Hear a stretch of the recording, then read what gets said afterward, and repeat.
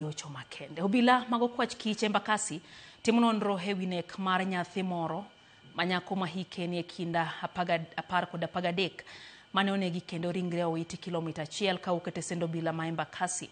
Aka jafomara Cleophas Oluoch lerono ringre no noyudi kani duok kendo lepe ne okete bathe.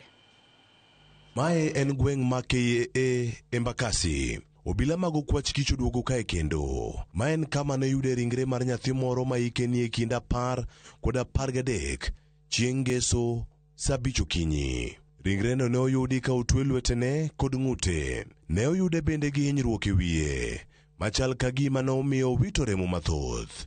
Obila ne oyudo ripot makamano mane otimore kilomita 1 kende kawuok e tesendgi.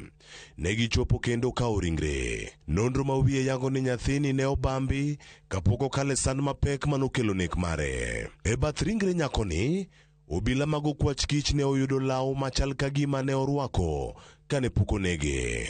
Obila osechako timo nonro e wach ma osekelo luoro e kind jodak. Nonro no oting'o koda karango tipo mag wang' dede kata CCTV mantiere e apayano mane omako nyamburko kod udi man machiegni bende.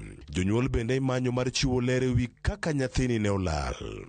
Magi timore kinde ma sirkal bende osewacho ni nek mar mine kod nyithindo manyiri kelo buok mathoth. Cleophas Oluoch, Ramogi TV, Nairobi.